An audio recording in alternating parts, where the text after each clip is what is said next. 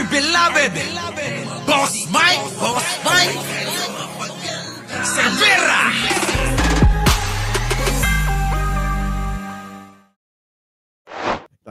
Pasok. Hindi na nga lang yung kakampi ni Pangulong Duterte, sinisira pa nung iba. Naloko na. Kukunti na nga. Eto mga ito, patawa no? Kukunti na lang yung kasama ni Duterte. Naloko na. Makinig ka dito ha, yung mga tanga at nuknukan ng bobong mga mga DDS. Eto, makinig kayo ha. Ulit. Kukunti na nga lang yung kakampi ni Pangulong Duterte, sinisira pa nung iba. Naloko na. Kukunti na lang pala kayo eh. Ganun talaga, di ba? Ganun talaga. Kasi, hindi kasi sila nagtatrabaho. Kasi, hindi kasi kumakain ng 3 beses isang araw. Naloko na. Bakit, Boss Mike? Hindi kumakain. Umaasa lang sa ayuda. Naloko. Uy! Balita ko, mamimigay na naman ng ayuda si Pangulong Bongbong Marcos. Naloko na. Ay, nako. Si Banat Bay may sabi niyan ha, hindi ako.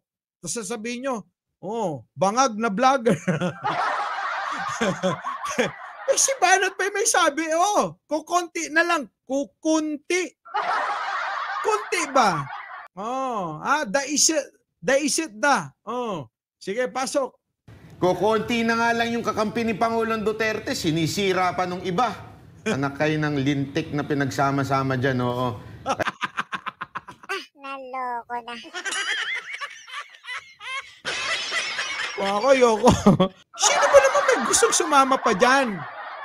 Banat Bay, eto ha. Banat Bay, eto. Paano ba naman may sasama pa dyan? Tingnan mo naman. Sige. Kaibigan, mga taga-Dumaguete, Tignan nyo, pansinin nyo mga kababayan. Lalakihan ko ha. Pansinin nyo. Pansinin nyo! Ulit, habang nagsasalita, si Roking kaaway ni Panelo at ni Banat Bay, bumababa, yung lolo nyo na halos hindi na makakilos. Pasok. mga kaibigan, mga taga-Dumaguete, sino ang pinakamamahal na presidente ng Pilipinas? Siyempre, Bongbong Marcos!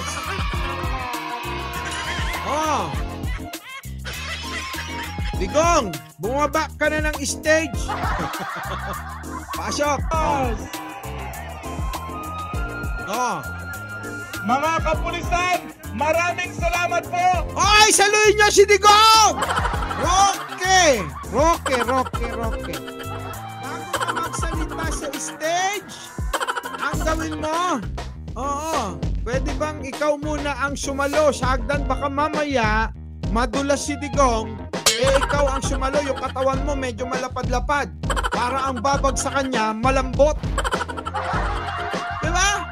Yung malambot, pagbagsak ni Digong, baka mamaya mabagok yan. Inaantay pa yan ng ICC.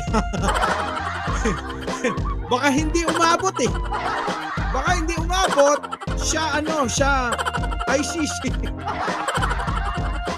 Nandiyan na yun, si Dr. Alec Guerrero nanonood. Sige, pasok. Mensahe po galing kay dating Presidente Rodrigo Roa Duterte. Sulit daw po ang ginawa niyang desisyon. Hala! Ang inyong mga sahod at retirement benefits. Benefits! Naniningil na si Roque. Akala niya nakakatulong yon. Tingnan nyo, si Digong hindi na makalakad. Digong, ano ba? Kala ko ba? Strong ka. Kala ko ba?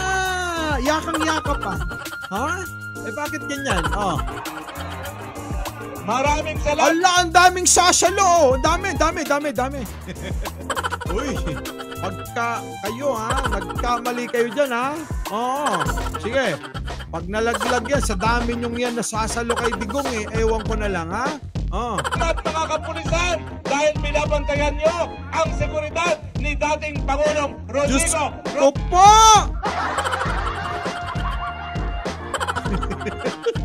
Hindi na makalakad! Ha? Hindi na makalakad! Hindi na makababa! Oh, pasyo! Roa Duterte. At hanggang sa Quezon Park, babantayan natin ang ating dating Pangulong Rodrigo Roa Duterte. Hirap na yung mama! Grabe kayo talaga, wala kayong awa. Ha? Gamit na gamit nyo na yung matanda. Ito naman matanda. Ayaw pang humintot, manatili doon sa bahay niya. Oh. Grabe. Diba? Oh. Kita nyo yan mga kababayan, yung pahirap na ginagawa nila sa matanda. Kung talagang mahal nyo yan, abe, dapat pinagpapahinga nyo na yan. Oh, diba? Pwede pa daw yan pang senador. Paano? Diba? Oh, sabi dito, ikulong na yan. Dami pang kasong kakaharapin ni Digong tapos hinang-hina na siya. Ay nako, sige tuloy natin yung drama nung si Banat Bay na sinasabi mong paano dadami ang kakampi, ha? Hindi kita na nila na wala awanan, kakapso nila kay Digungan. Pagkakapsot nila kay Digungan apo nagrigat ti kasta. Iso na lang susurutin tayo na. O, di ba? O, nginig na tuhod. Pasok. Pasok. Na nga lang yung kakampi ni Pangulong Duterte, sinisira pa nung iba. Anak kayo ng lintik na pinagsama-sama dyan, oo. Kaya alam nyo, matuto tayong makiramdam, ho. Alam nyo, si Bato, ho, sabi nga ni Pangulong Duterte, medyo yung bibig lang yan, medyo pasmado. Pero... ano ba? Pupurihin mo ba o iaangat mo si Bato? Ha? Hindi mo alam kung pupurihin o iaangat eh. Sabi ni Lola Sotelo, si BBM lang ang naaawa diyan. Oh, totoo naman. Naloko na. Hindi aabot yan ng 2028 election. Uy, grabe. Easy ha. Oo, malapit na maging international citizen na si Digong. Anyways, maganda to sinabi ni Banat Bay dito. May katotohanan kasi to. Ha? May katotohanan to. Kukunti na nga lang yung kakampi ni Pangulong Duterte, sinisira pa nung iba. Anak kayo ng lintik na pinagsama-sama dyan, oo. Kaya alam nyo... Di ba? Ngayon, alam nyo na. Huwag na kayo manira. Hindi naman kami naninira Kayo naman, mga boss never po kaming nanira dito. Po wala kami siniraan. Wala kaming ginawa dito. Lalong-lalo na yung mga kasama natin, kasama na ako, hindi ko kami nanira, kundi kami itagasagot lang sa mga pinupukol ng mga fake news ng mga grupo ni Digong na malapit nang matumba. Boss Mike, iniwan din. Iniwan na rin ng mga kasama. Ang birang buhay yan, no? Oo, inamin ko konti na lang, di ba? Konti na lang, naubos. Muli, mga boss, Mike Cervera po, laging nagpapaalalang mahalin natin ang ating kapwa.